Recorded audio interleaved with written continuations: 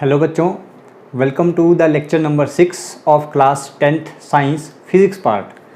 तो बच्चों 5 लेक्चर हम ऑलरेडी कवर कर चुके हैं और इन 5 लेक्चर्स में मैंने जो चीज़ें आपको पढ़ाई हैं, जो चीज़ें यहाँ पे आपको सिखाई हैं, अगर यही चीज़ें कोई और टीचर आपको पढ़ाता तो वो एक लेक्चर में ये सारी चीज़ें कंप्लीट कर जाता। तो हमने इतना पढ़ने के लिए 5 लेक्चर लिए हैं। 5 लेक्चर लेने का मतलब यही था कि हम हर चीज़ को बहुत बारीकी से यहाँ पे पढ़ें, हर चीज़ को बहुत बारीकी से यहाँ पे सीखें। तो मुझे पूरी उम्मीद है कि इन 5 लेक्चर्स में मैंने जो कुछ भी आपको यहाँ पे पढ़ाया है, जो कुछ भी यहाँ पे आपको सिखाया है, वो आपको एकदम क्लियर होगा, किसी को अभी तक कोई डाउट नहीं होगा।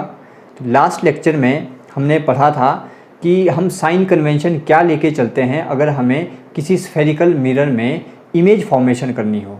तो मैंने आपको उसमें बताया था कि all the distances measured in the direction of incident ray are taken as positive. आप अपनी नोट्स देखें, अगर आपने रिवाइज़ किया होगा तो आपको ये चीज़ बिल्कुल क्लियर होगी।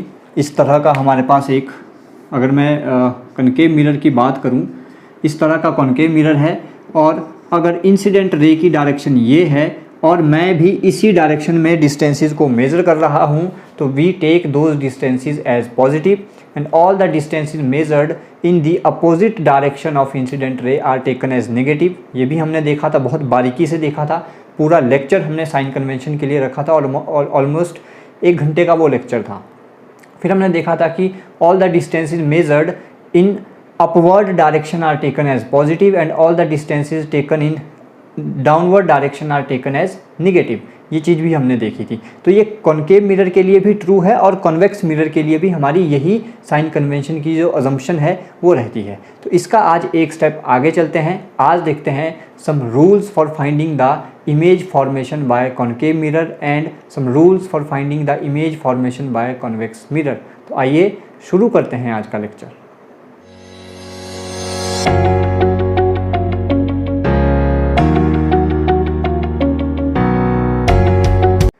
So the first topic that we are taking is rules for finding the image formation by concave mirror.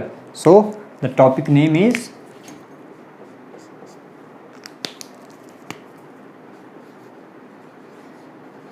rules for finding image formation by concave mirror.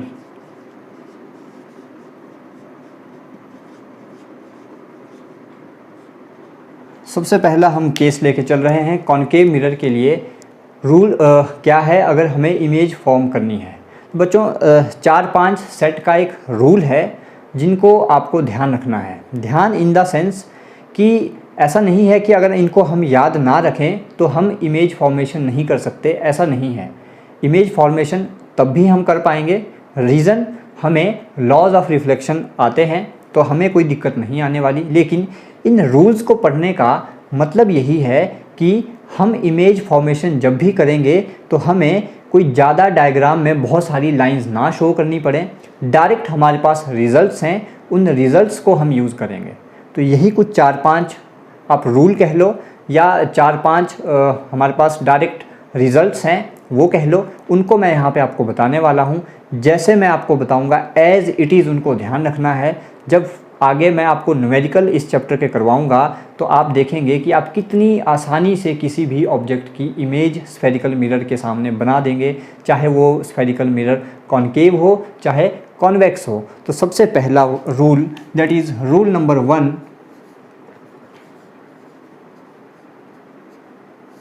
Rule number one says incident ray, diagram में भी ये चीज़ आपको समझा दूंगा और आपको ये चीज़ already पता भी है जो मैं यहाँ पे लिखने जा रहा हूँ। Rule number 1 is incident rays parallel to principal axis. और बच्चों एक और चीज़ मैं यहाँ पे रिपीट करना चाहूँगा, कई बच्चों ने होमवर्क भेजा है साथ में डायग्राम नहीं बना रहे हैं। बच्चों ऑप्टिक्स जो चीज़ें हम पढ़ रहे हैं this comes under ray optics. Optics में कोई भी चीज़ बिना डायग्राम के ट्रू नहीं मानी जाती। और मुझे ये समझ नहीं आता कि बिना डायग्राम के आप लोग उस चीज़ को समझ कैसे लेते हो, आप लोग उस चीज़ को कॉपी पे कैसे नोट डाउन कर रहे हो यार, जब आपने डायग्राम में वो चीज़ दिखाई ही नहीं है। डायग्राम इस ऑप्टिक्स का आप कह लो कि सब कुछ है, डायग्राम पे ये हर चीज़ डिपेंड करती है। और डायग्राम नहीं आप लोग बनाओगे तो आप कैसे उस चीज़ को कॉपी पर नोट डाउन कर रहे हो, आप लोग कैसे होमवर्क में वो चीज़ मुझे भेज देते हो यार, दैट इज़ नॉट ट्रू। और कभी एग्ज़ाम में अगर आप लोगों ने ऐसा किया, मैं लिटरली बता रहा हूँ, कोई भी एग्ज़ामिनर होगा वो आपका थ्योरेटिकल पोर्शन पढ़ेगा ही नहीं अगर आपने डायग्राम नहीं शो किया है। हाँ, अगर आपने डायग्राम शो किया है, लिखने में अगर आपसे थोड़ी बहुत गलती भी हो जाए तो एग्ज़ामिनर इग्नोर कर देता है, क्योंकि उसे डायग्राम में साफ दिखता है कि बच्चे को पता है कि कौन सी चीज़ को कैसे शो करना है। तो लिखने में अगर थोड़ी बहुत गड़बड़ी हो भी जाए तो उसे टीचर इग्नोर कर देता है। तो बच्चों, एक बार फिर रिपीट करता हूँ कि जब भी आप कुछ चीज़ लिखते हैं, जब बच्चों मैंने यहाँ पे डायग्राम शो कर रखा है तो आप लोगों को बनाने में दिक्कत क्या है? जब भी आप नोट्स भेजें या नोट्स अपने पास प्रिपेयर करें, प्लीज़ प्लीज़ प्लीज़ डायग्राम ज़रूर बनाएं। बिना डायग्राम के ना तो आपको वो चीज़ क्लियर होगी जब भी आप रिवाइज़ करोगे, और ना ही फिर वो टीचर के लिए सही है। तो इस चीज़ को ध्यान रखिएगा। The rule number 1 we are writing is incident rays parallel to principal axis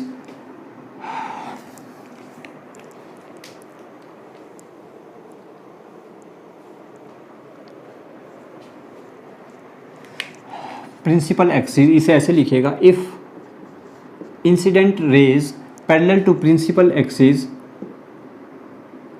after reflection, या चलो ऐसे ही लिख लें, after reflection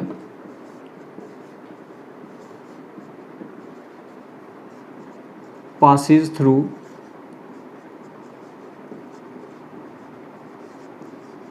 principal focus,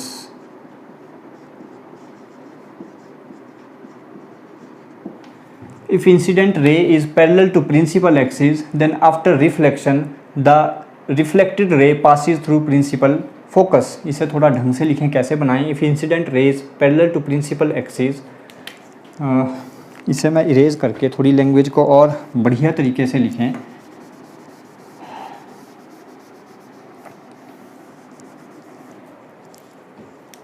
then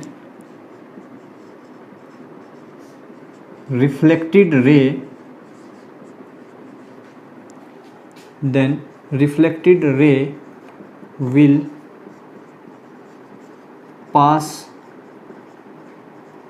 through principal focus. अब मुझे ये बात बताओ कि आपको ये चीज़ पहले ही पता थी या नहीं थी? कोई नई चीज़ हमने यहाँ पे लिखी रूल में? जब मैंने आपको फोकस के बारे में पढ़ाया था वहाँ पे एक चीज़ बिल्कुल क्लियर की थी कि कोई भी रेज़ जो प्रिंसिपल एक्सिस के पैरेलल आ रही हों, और पैरेलल रेज़ कहाँ से आती हैं? जब ऑब्जेक्ट हमारा कहाँ पर है, that is at infinity. Infinity से जब कोई लाइट रेज़ आती हैं हम उन्हें दिखाते हैं पैरेलल टू प्रिंसिपल एक्सिस। तो कोई भी लाइट रेज़ जो प्रिंसिपल एक्सिस के पैरेलल आएंगी वो इंसिडेंट होने के बाद जब रिफ्लेक्ट होती हैं, रिफ्लेक्ट होने के बाद वो एक पॉइंट से पास होती हैं, that point is called focus. वही ये रूल है कि जब भी कोई लाइट रे प्रिंसिपल एक्सिस के पैरेलल आएगी तो रिफ्लेक्शन के बाद वो कहाँ से पास करेगी? That is from principal focus. This is the rule number 1। इसे डायग्राम में शो करें। If I am taking a concave mirror, बच्चों डायग्राम ज़रूर बनाएं साथ में। This is a concave mirror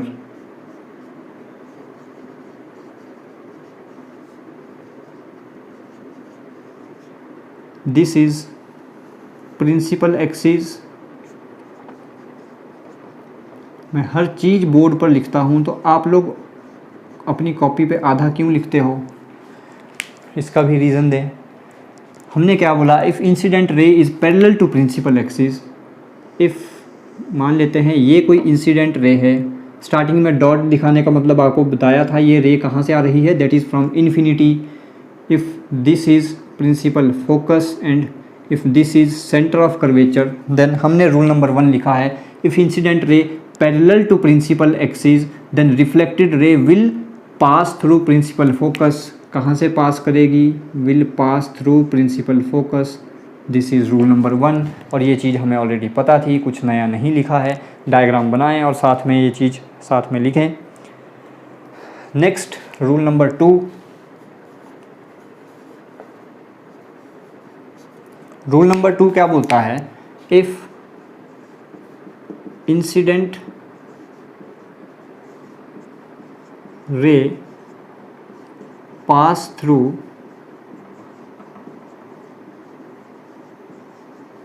focus, then reflected ray becomes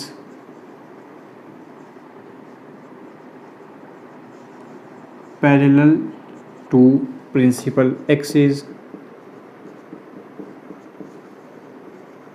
diagram से समझें, बिल्कुल क्लियर हो जाएगा। अगर कोई लाइट रे फोकस से होती हुई स्फेरिकल मिरर पर इंसिडेंट होती है तो रिफ्लेक्ट होने के बाद वो लाइट रे कैसे निकलेगी? वो लाइट रे हो जाती है parallel to principal axis.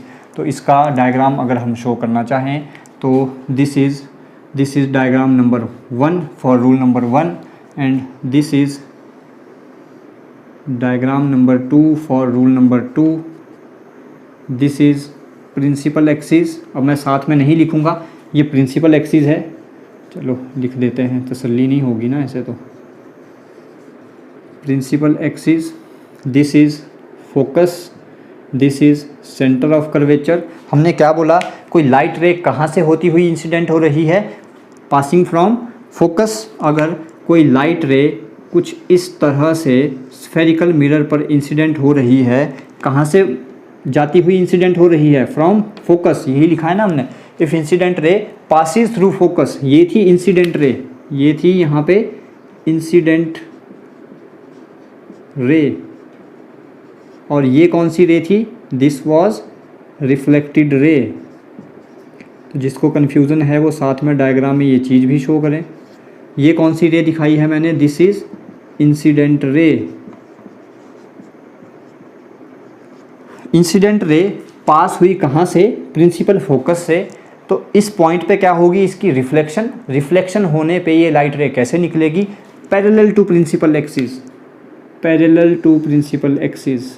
This is reflected ray. अभी तक इन दो रूल्स में कोई दिक्कत?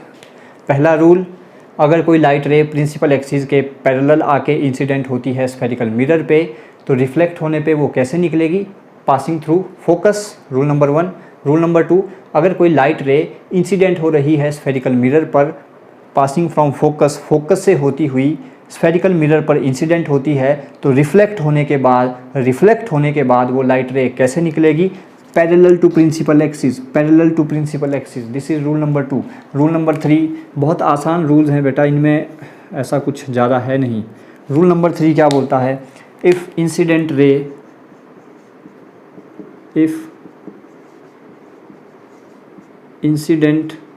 रे passes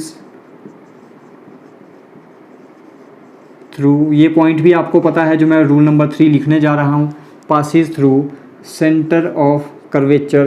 कुछ नया नहीं है, जिसने पिछले लेक्चर्स ढंग से अटेंड किए हैं वो खुद इसका डायग्राम भी बना देगा और बता देगा इसकी रिफ्लेक्शन कैसे होगी। If incident ray passes through centre of curvature then after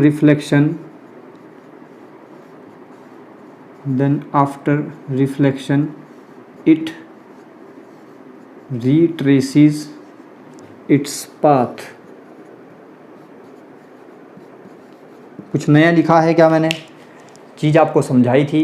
कोई लाइट रे जब सेंटर ऑफ कर्वेचर से पास होती हुई किसी भी स्फेरिकल मिरर पर जाकर इंसिडेंट होगी तो वो कैसे रिफ्लेक्ट होगी? उसी रास्ते से वापस जाती है। क्यों वापस जाती है ये भी आपको बताया था, पूरा वहाँ पे मैंने क्लियर किया था कि हम नॉर्मल ड्रॉ करेंगे, नॉर्मल वही लाइन होगी, उसी लाइन के अलॉन्ग वो वापस आएगी पीछे रिफ्लेक्ट होने के बाद। तो जिसने पुराने लेक्चर बेटा नहीं देखे हैं, पुराने लेक्चर्स देखें, क्योंकि वो उसी चीज़ को अगर मैं बार बार रिपीट करने जाऊँगा तो आगे नहीं बढ़ पाएंगे हम। तो ये चीज़ मैंने बिल्कुल क्लियर की है पुरानी वीडियोज़ में। इसका डायग्राम में अगर आपको दिखाऊँ तो जिसको डायग्राम से ध्यान होगा वो डायग्राम से समझ जाएगा कि ये चीज़ हमने रियल में पढ़ी है। This is a concave mirror, visible है ये चीज़। थोड़ा सा अगर हम कैमरा एडजस्ट करें, okay. This is principal axis. साथ में बच्चों जितनी चीज़ें दिखा सकते हो उतनी चीज़ें साथ में लिखते रहें, आपको बिल्कुल फिर याद हो जाएंगी चीज़ें कि कौन सी चीज़ क्या है। हमने क्या बोला, if this is focus and if this is centre of curvature. क्या बोलता है rule number 3, if incident ray passes through centre of curvature. कोई incident ray centre of curvature से होती हुई इंसिडेंट हो रही है स्फेरिकल मिरर पे, this is incident ray.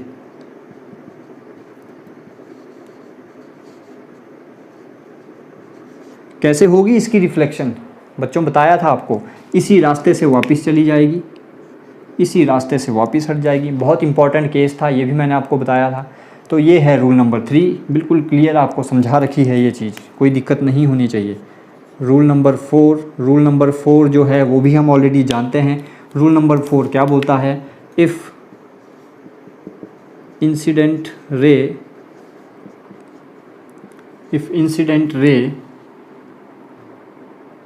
passes from pole of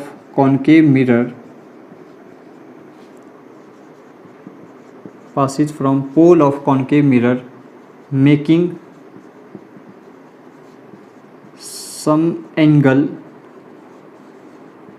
with principal axis, then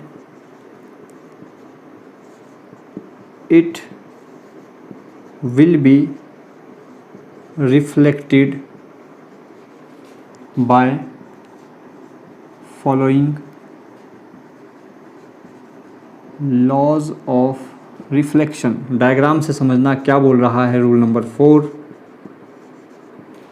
rule number 4 क्या बोलता है, अगर कोई इंसिडेंट रे कॉनकेव मिरर के पोल से होती हुई पास हो रही है और वो प्रिंसिपल एक्सिस के साथ कोई एंगल बनाती है तो वो रिफ्लेक्ट कैसे होगी, by following laws of reflection. Diagram से समझें, if this is a concave mirror visible, थोड़ा सा कैमरा को और हम एडजस्ट करें सो दैट आपको ये चीज़ क्लियरली दिखे।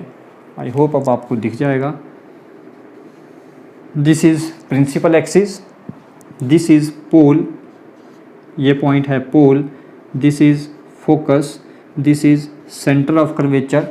क्या बोल रहा है, अगर कोई इंसिडेंट रे पोल से होती हुई इंसिडेंट होती है, यानी कुछ इस तरह से, सॉरी डायग्राम थोड़ा सा, कुछ इस तरह से, दिस इज़ इंसिडेंट रे,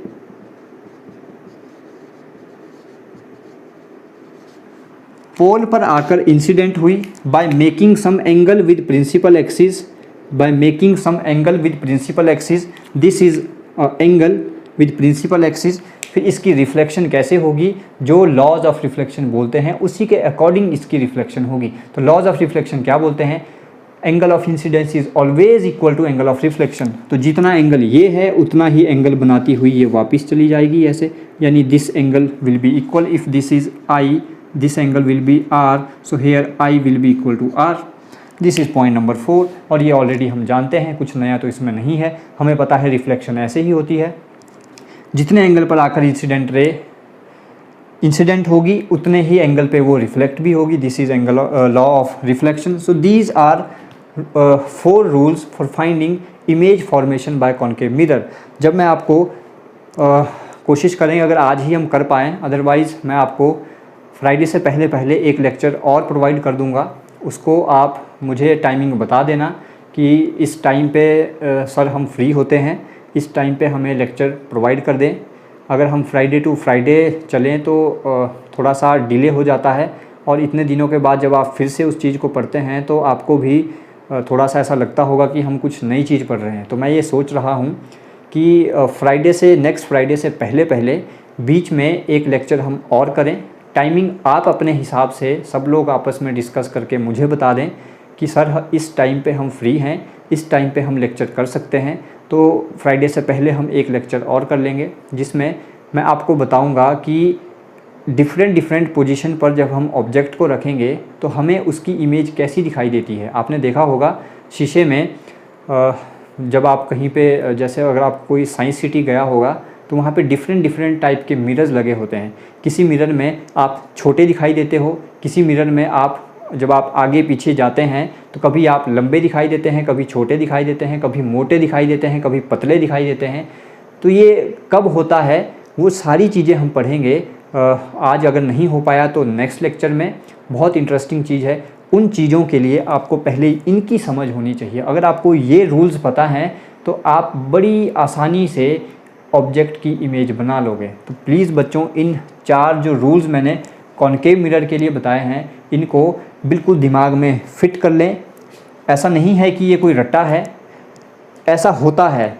अगर आप इस केस को लॉज ऑफ रिफ्लेक्शन से देखेंगे तो आपको यही चीज़ देखने को मिलेगी जो हमने यहाँ पे डायरेक्ट लिखी है। तो ये डायरेक्ट आप बोल सकते हो रिजल्ट्स हैं, ये आपको ध्यान रखने हैं, इनको हम बारंबार यूज़ करने वाले हैं।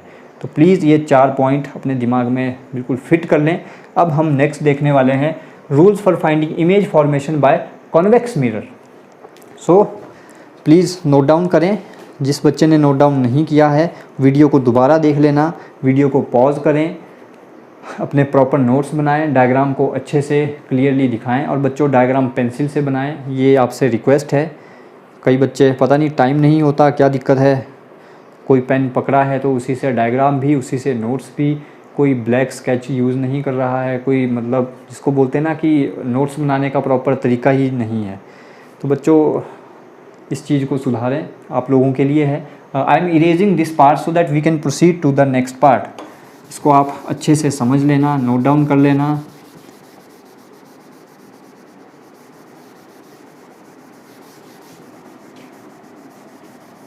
हमने कोई बिल्कुल नई चीज़ नहीं पढ़ी है, ये चीज़ें हमें पता थी, इनको हमने पॉइंट्स बना के लिख लिया ताकि अब हम इनको याद कर लें और डायरेक्ट हम इन रिज़ल्ट्स को यूज़ करने वाले हैं। जब मैं आपको डिफरेंट पोजीशन पर हम ऑब्जेक्ट को रख के देखेंगे कि उसकी इमेज कैसे बनती है। तो बहुत इंटरेस्टिंग लेक्चर होने वाला है अगला। तो वो इंटरेस्टिंग तभी लगेगा जब आपने ये वाले लेक्चर्स अच्छे से अटेंड किए हैं, नहीं तो फिर वो ऐसे लगेगा कि हम हवा में उड़ रहे हैं, कुछ पता ही नहीं चलेगा कि ऐसा हो क्यों रहा है। So rules for finding image formation by convex mirror. इसके लिए रूल नंबर 1, केसेस वही रहेंगे, 4 रूल्स जो हमने कॉनकेव मिरर के लिए पढ़े। पहला रूल क्या बोलता है? Rule number 1 is if incident ray is, बस डायग्राम इसमें थोड़े से चेंज हो जाएंगे। If incident ray is parallel to principal axis then reflected ray appears to come from focus। कोई नई चीज़ नहीं है, ऑलरेडी हम जानते हैं। और थोड़ा सा कैमरा को, okay now I think it's visible. Diagram में देखें इसी चीज़ को। तो कैसे बनाते थे हम कॉन्वेक्स मिरर? किसी को अभी भी दिक्कत हो इसमें? ये था हमारा कॉन्वेक्स मिरर, ये पार्ट होता था हमारा polished, this is reflecting surface, this is principal axis,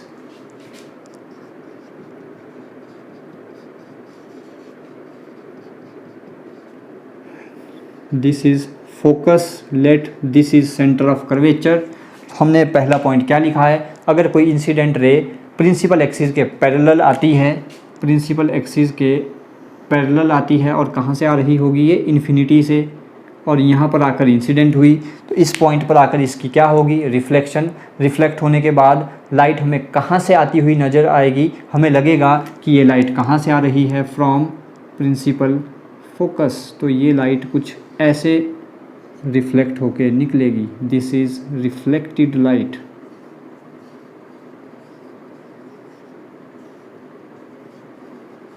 या reflected ray, this is incident ray. ये आपको ध्यान रखना है।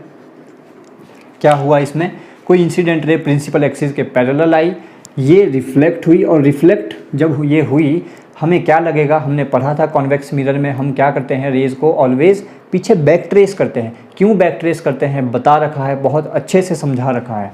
तो जब बैक ट्रेस करेंगे तो हमें क्या लगेगा कि ये लाइट रे कहाँ से आ रही है, फ्रॉम प्रिंसिपल फोकस। तो बच्चों एक चीज़ मुझे और ध्यान आई है, जब मैंने आपको फोकस के बारे में पढ़ाया था, मुझे ध्यान नहीं आ रहा है मैंने आपको ये चीज़ बताई थी या नहीं बताई थी। केस कुछ ऐसा था, इसको भी लिख लेना। उससे पहले एक चीज़ जो ध्यान आई है वो मैं यहाँ पे आपको बता दूँ। जब मैंने आपको कॉनकेव मिरर के लिए फोकस पढ़ाया था, तो फोकस क्या था, ऐसी डिफरेंट लाइट रेज हमने ड्रॉ की थी,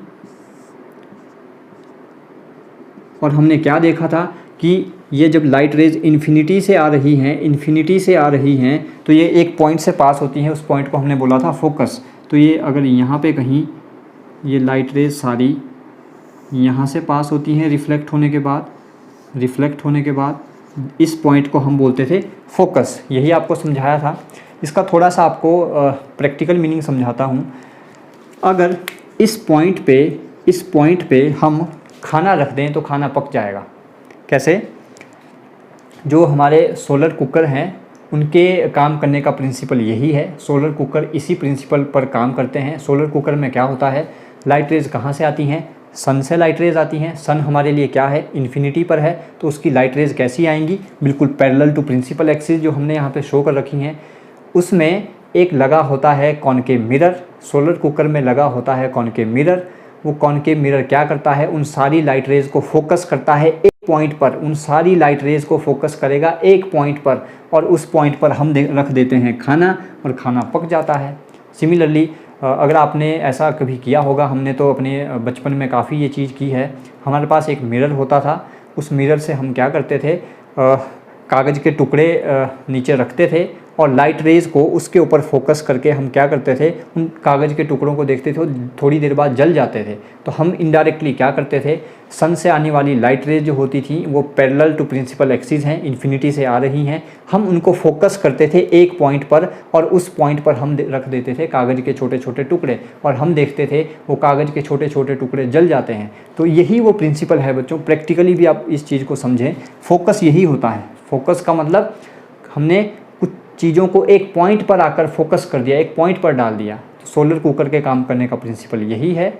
सोलर कुकर में लगा होगा एक कॉनकेव मिरर, वो कॉनकेव मिरर क्या करेगा, उन सारी लाइट रेज को एक पर्टिकुलर पॉइंट पर फोकस करता है। उस पॉइंट पर आप कुछ भी चीज़ रख दें वो चीज़ पक जाएगी, पानी रख दें तो पानी गर्म हो जाएगा, खाना रख दें तो खाना पक जाएगा। तो ये मुझे ध्यान नहीं है मैंने आपको लास्ट लेक्चर में ये चीज़ बताई थी या नहीं। अगर नहीं बताई थी तो आज बता दी, और अगर पहले बताई थी तो आज फिर से रिपीट हो गई। आई थिंक आपको थोड़ा सा समझ आया होगा फोकस का मीनिंग क्या है, इसका प्रैक्टिकल सिग्निफिकेंस क्या है। तो सोलर कुकर भी हम पढ़ेंगे, वहाँ पर फिर से ये चीज़ मैं आपको रिपीट करूँगा। तो ये आपके सिलेबस में है, सोलर कुकर हम पढ़ेंगे ये चीज़। तो रूल नंबर 1 आपको क्लियर होगा। कोई लाइट रे इंसिडेंट हो रही है, कैसे, पैरेलल टू प्रिंसिपल एक्सिस, तो वो रिफ्लेक्ट होने के बाद हमें क्या नज़र आएगा कि कहाँ से आ रही है, appears to come from focus. This is rule number 1। Coming to the rule number 2। Rule number 2 क्या बोलता है, if incident ray passes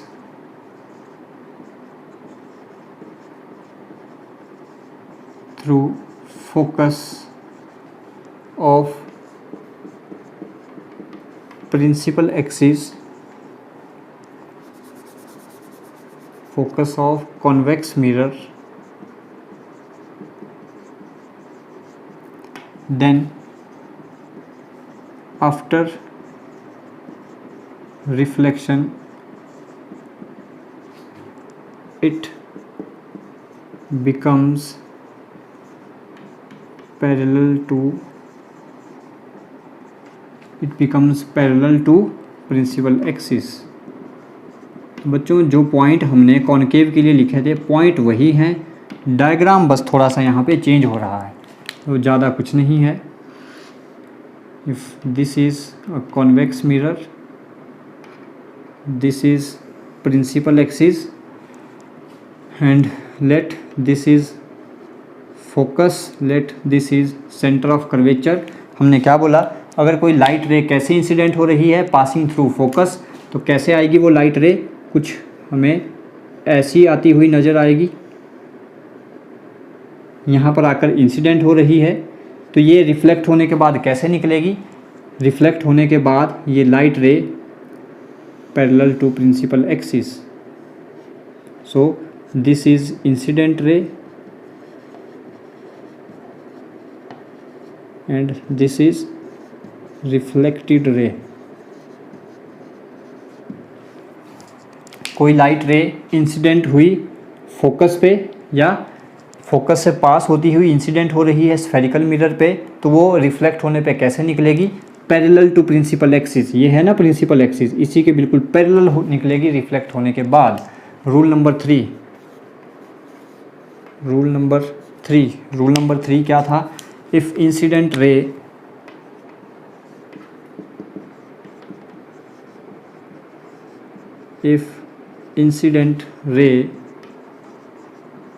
passes through center of curvature,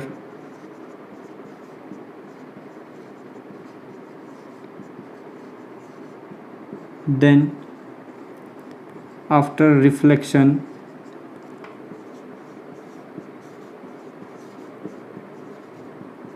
it will retrace its path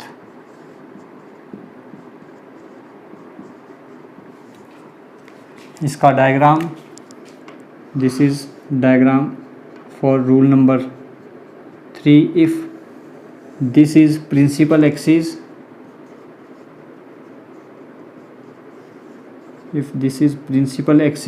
and let this is focus and let this is center of curvature।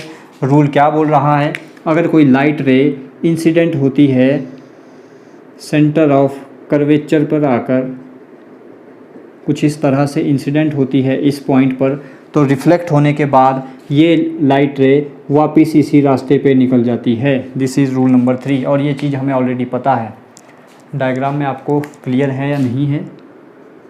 ये हुई incident centre of curvature पे, तो incident होने के बाद reflect होगी, reflect होने के बाद ये लाइट रे उसी रास्ते से वापस भी निकल जाती है। This is point number 3, rule number 3। Rule number 4 वही है जो कॉनकेव मिरर के लिए था। If incident ray passes through pole making some angle with principal axis, then it will be reflected by following laws of reflection। तो इसका diagram, if this is a convex mirror, थोड़ा सा camera adjust कर लें, this is a convex mirror, this is principal axis, यहाँ पे होगा कहीं फोकस, यहाँ पर होगा कहीं centre of curvature, this point is pole, this point is pole, ये वाला पॉइंट। कोई लाइट रे इंसिडेंट होती है पोल पर आकर, making some angle with principal axis, then it will be reflected by following laws of reflection. Laws of reflection बोलते हैं जितने एंगल पे इंसिडेंट उतने ही एंगल पे रिफ्लेक्ट, तो यहाँ पे भी I इक्वल टू R होगा। This is incident ray and this is reflected रे।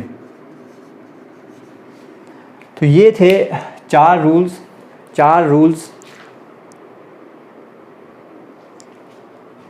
रूल हमने पढ़े कॉनकेव मिरर के लिए, चार ही रूल हैं कॉन्वेक्स मिरर के लिए, और दोनों के लिए ये पॉइंट्स कॉमन हैं, सिर्फ डायग्राम थोड़े से चेंज हो जाते हैं। वो डायग्राम क्या थे वो बिल्कुल आपके सामने हैं, अच्छे से बच्चों नोट डाउन करें। और अभी हमारे पास थोड़ा सा टाइम है, तो इस टाइम को हम यूटिलाइज़ करते हुए एक यहाँ पे टॉपिक और पढ़ सकते हैं।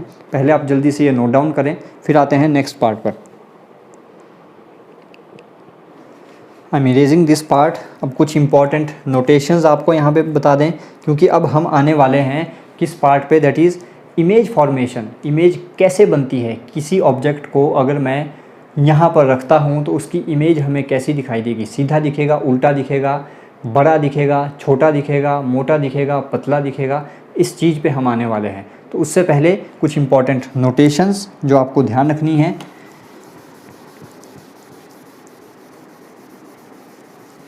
आज नोटेशंस पढ़ लेते हैं, फिर नेक्स्ट लेक्चर जिसे हम फ्राइडे से पहले कंडक्ट कर लेंगे, उस लेक्चर में आपको बहुत अच्छे से समझाएंगे कि इमेज फॉर्मेशन कैसे होती है।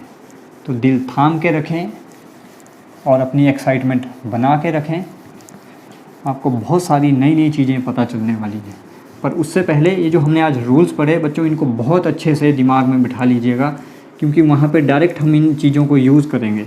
तो तब मत बोलना कि सर ये कैसे हो गया, वो कैसे हो गया वो हमने आज पढ़ लिया कि ऐसे हो गया। तो ये मान के चलूँगा कि वो आपको क्लियर है। Some important notations.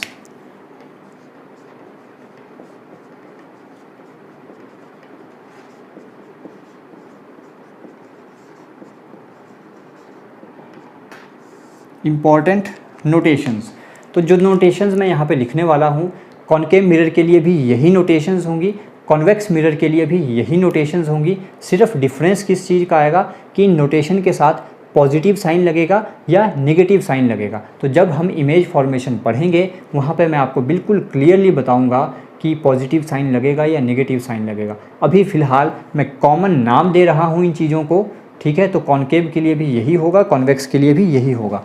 तो इम्पॉर्टेंट नोटेशन में नंबर 1 है ऑब्जेक्ट डिस्टेंस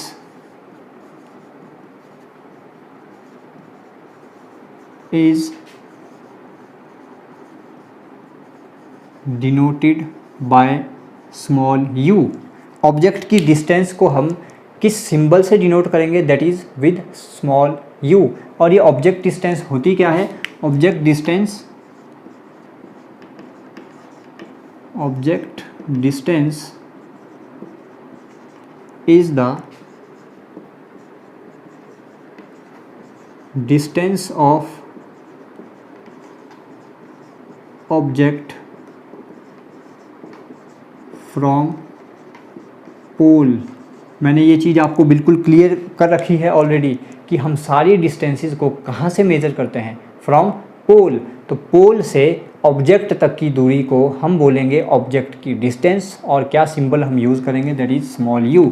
जैसे अगर मैं आपको कॉनकेव मिरर के लिए दिखाऊं, if this is a concave mirror, बच्चों कॉनकेव हो चाहे कॉन्वेक्स हो, ये सिंबल दोनों के लिए सेम रहेगा। If this is principal axis and let this is focus, this is centre of curvature. तो हमने क्या बोला, ऑब्जेक्ट की डिस्टेंस मान लेते हैं, ऑब्जेक्ट कहीं हमारे पास यहाँ पर है, इफ़ दिस इज़ ऑब्जेक्ट, तो ये रहा पोल। पोल से ऑब्जेक्ट तक की डिस्टेंस, पोल से ऑब्जेक्ट तक की डिस्टेंस हम इसे बोलेंगे स्मॉल u। अब आपको क्लियर होगा, पोल से ऑब्जेक्ट तक की distance denoted by small u। Number 2, image distance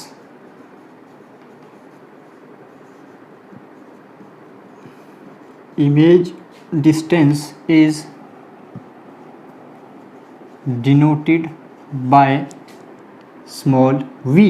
image distance is denoted by symbol small v, और इमेज डिस्टेंस क्या होगी, इमेज डिस्टेंस पॉजिटिव साइन होगा या नेगेटिव होगा वो मैं आपको तब बताऊंगा जब हम इमेज फॉर्मेशन पढ़ेंगे, ठीक है।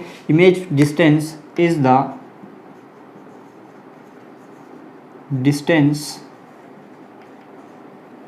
ऑफ इमेज फ्रॉम पोल, जहाँ पर भी इसकी इमेज बनेगी पोल से उस इमेज तक की दूरी को हम बोलेंगे image distance denoted by symbol small v। Next notation number 3, notation number 3 is let's take is focal length, focal length is denoted by small f।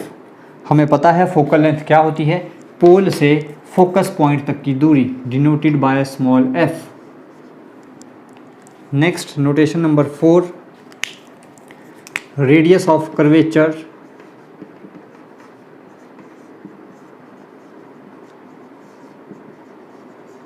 is denoted by capital R, और radius of curvature क्या है, पोल से centre of curvature तक की distance, पोल से centre of curvature तक की distance denoted by capital R। Next height of number 5, height of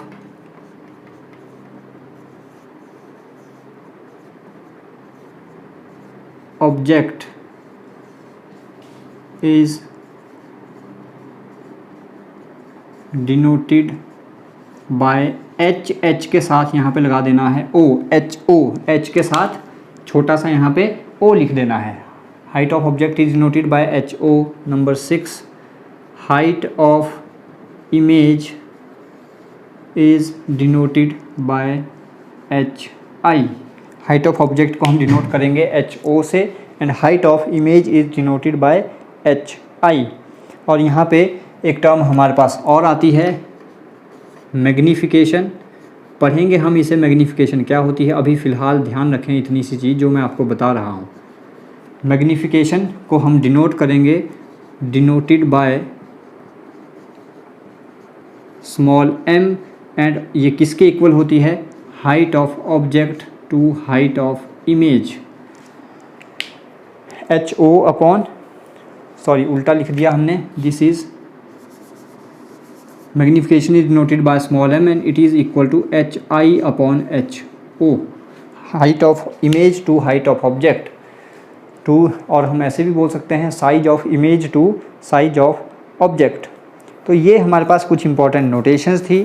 फिर रे डायग्राम बनाने के लिए हमारे पास कुछ मेथडोलॉजी, आई होप आपको ये पॉइंट्स बिल्कुल क्लियर होंगे, इनमें समझने का कुछ था नहीं। हमने सिंपली बोला ऑब्जेक्ट डिस्टेंस को स्मॉल u से, इमेज की डिस्टेंस को स्मॉल v से, फोकल लेंथ को स्मॉल f से, रेडियस ऑफ कर्वेचर को कैपिटल R से, फिर हमने बोला हाइट ऑफ ऑब्जेक्ट को ho से और हाइट ऑफ इमेज को hi से। फिर एक टर्म हमने और यहाँ पे लिखी है मैग्नीफिकेशन क्या होती है, आराम से अभी पढ़ेंगे इस चीज़ के बारे में, स्मॉल m से डिनोट करेंगे और होती किसके इक्वल है, hi upon ho। Next last topic of today,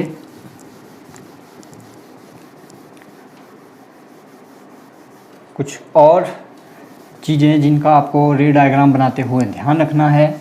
हम रे डायग्राम कैसे बनाएंगे, उसके लिए हम किन किन चीज़ों का यूज़ करने वाले हैं।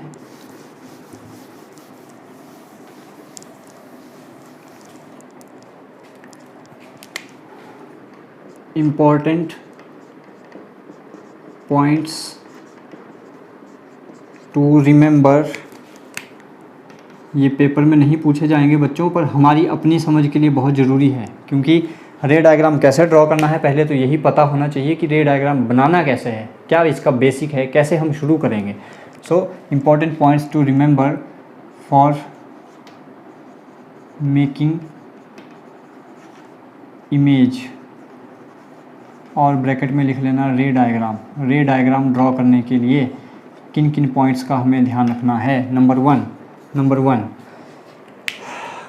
हमें रे डायग्राम में रेज दिखानी होती हैं, लेकिन किस चीज़ की रेज दिखानी है, किसी ऑब्जेक्ट से आती हुई रेज। तो सबसे पहली बेसिक रिक्वायरमेंट हमारी क्या है, एक तो हमारे पास मिरर होना चाहिए जिस मिरर में हमें इमेज दिखानी है, नंबर 1। नंबर 2, उस मिरर के सारे पॉइंट्स आपको क्लियर होने चाहिए, दैट इज़ प्रिंसिपल एक्सिस, उसका फोकस कहाँ पे है, उसका सेंटर ऑफ कर्वेचर कहाँ पे है, उसका पोल कहाँ पे है, सेकंड पॉइंट।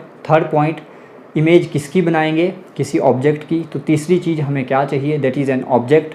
उस ऑब्जेक्ट को ड्रॉ कैसे करना है, object is always drawn perpendicular to principal axis and always in upward direction. Okay, so जो चीज़ें मैंने बोली उनको जल्दी जल्दी से यहाँ पे नोट डाउन करें। इंपॉर्टेंट पॉइंट क्या क्या ध्यान रखने हैं। पहला पॉइंट तो यही है कि पहला पॉइंट बिल्कुल शॉर्ट में यहाँ पे लिखूँ तो शॉर्ट में हमें क्या चाहिए, दैट इज़ स्फेरिकल मिरर। बच्चों अपनी लैंग्वेज में लिख लेना। रे डायग्राम बनाने के लिए spherical mirror needed for making ray diagram. Number 2, all points, किन किन पॉइंट्स की मैं बात कर रहा हूँ, that is pole, focus, centre of curvature,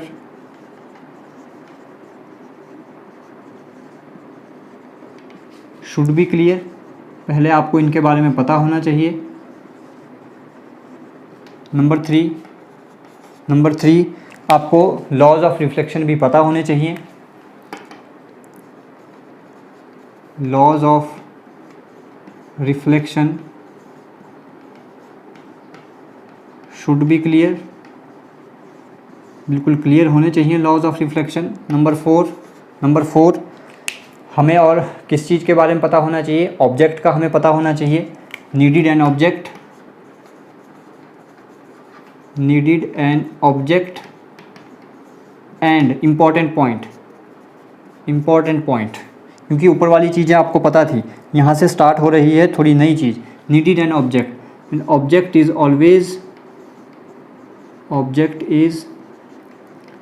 always drawn perpendicular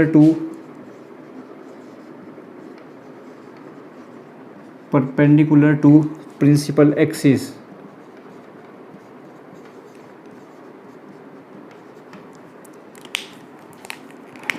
and in upward direction। जब तक क्वेश्चन में गिवन ना होना कि ऑब्जेक्ट किस डायरेक्शन में है, तो हमारी जो अजम्पशन रहेगी, हम ऑब्जेक्ट को हमेशा अपवर्ड डायरेक्शन में ड्रॉ करेंगे। तो needed an object and object is always drawn perpendicular to principal axis and in upward direction. For example, if this is a mirror and this is principal axis, this is pole, this is focus, this is centre of curvature.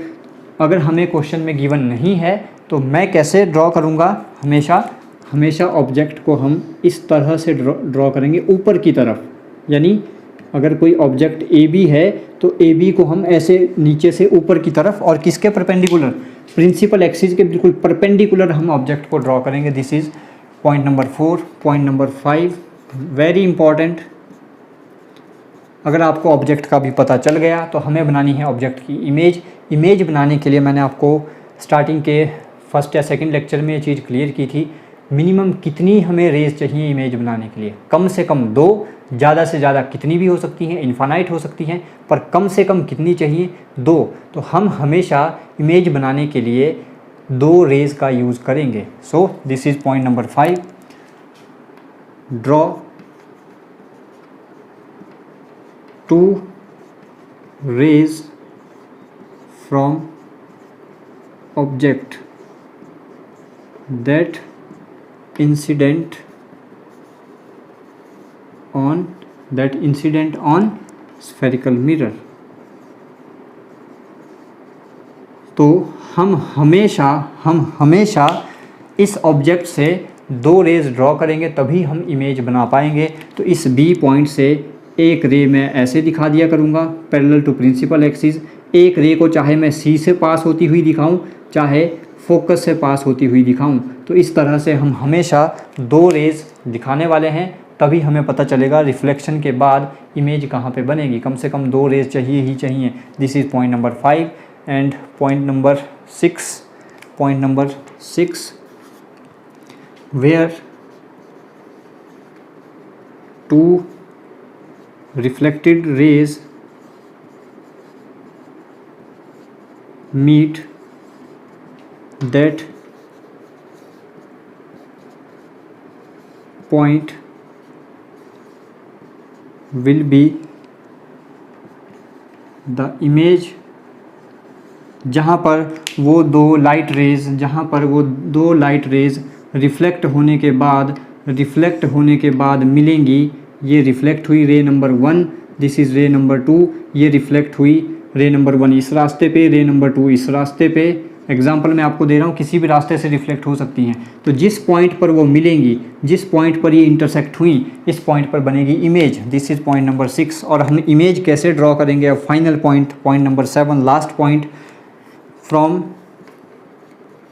That point draw perpendicular on principal axis. हमने क्या बोला? जिस point पे ये meet हुई, यहाँ से principal axis पर ड्रॉ करो एक perpendicular. So this will be the final image, that will be the final image.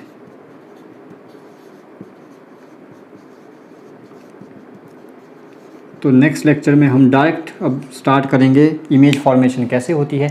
आज आपको सारे बेसिक्स क्लियर कर दिए। इन पॉइंट्स को एक बार जल्दी से फिर रिवाइज़ करें। सबसे पहले इमेज बनाने के लिए हमें क्या चाहिए? हमें चाहिए एक स्फेरिकल मिरर के बिना हम इमेज कैसे देखेंगे? इमेज नहीं बनेगी। सबसे बेसिक रिक्वायरमेंट स्फेरिकल मिरर चाहिए। सेकंड पॉइंट, उस स्फेरिकल मिरर के सारे पॉइंट्स आपको पहले क्लियर होने चाहिए। पोल कहाँ पर होता है, फोकस कहाँ पर होता है, सेंटर ऑफ कर्वेचर कहाँ पर होता है, प्रिंसिपल एक्सिस हम कैसे ड्रॉ करते हैं। Point number 2। Point number 3 was laws of reflection आपको क्लियर होने चाहिए। लॉज ऑफ रिफ्लेक्शन क्या थे? Angle of incidence is always equal to angle of reflection, इसको दिमाग में बिठा लें। पॉइंट नंबर 4, इमेज बनाने के लिए ऑब्जेक्ट तो चाहिए। जिस ऑब्जेक्ट की हम इमेज देखना चाहते हैं, तो पहले बेसिक रिक्वायरमेंट ऑब्जेक्ट चाहिए। और ऑब्जेक्ट को हम हमेशा कैसे ड्रॉ करेंगे? अनटिल क्वेश्चन में गिवन ना हो। क्वेश्चन में अगर गिवन है तो हम उसके अकॉर्डिंग ड्रॉ करेंगे, लेकिन अगर क्वेश्चन में गिवन नहीं है तो we always draw object in upward direction perpendicular to principal axis. Next point, draw 2 rays from object से हमेशा 2 रेज ड्रॉ करनी पड़ेंगी अगर हमें इमेज बनानी है। Next point, where two reflected rays meet, that point will be the image। And final image हम कैसे ड्रॉ करेंगे? उस पॉइंट से प्रिंसिपल एक्सिस पर एक परपेंडिकुलर ड्रॉ कर दें, that will be the final image of the object. तो ये हमारे बेसिक जो आप बोल सकते हो पॉइंट्स हैं जिन्हें हमें ध्यान रखना है इमेज बनाने के लिए, ये हमने आज क्लियर कर दिए। अब नेक्स्ट लेक्चर बच्चों प्लीज़ मुझे टाइमिंग बता दीजिएगा, फ्राइडे से पहले आप कब नेक्स्ट लेक्चर करना चाहते हैं, सो दैट वीक में एटलीस्ट 2 लेक्चर तो हम कर पाएँ। तो आपकी टाइमिंग के हिसाब से जब भी आपको सूटेबल हो, सुबह, शाम, दिन, रात, जब भी आप बोलेंगे हम लेक्चर कंडक्ट कर लेंगे। पर मुझे टाइमिंग ज़रूर बता दीजिएगा एडवांस में, so that I can prepare for the next lecture. और नेक्स्ट लेक्चर बहुत इंटरेस्टिंग होने वाला है। फिर हम बहुत अच्छे इसके न्यूमेरिकल भी करेंगे कि हमें किस ऑब्जेक्ट की इमेज कैसी दिखाई देती है। बच्चों अच्छे से नोट्स प्रिपेयर करें, अच्छे से रिवाइज़ करें, अपने घरों में रहें, सुरक्षित रहें। Thank you so much.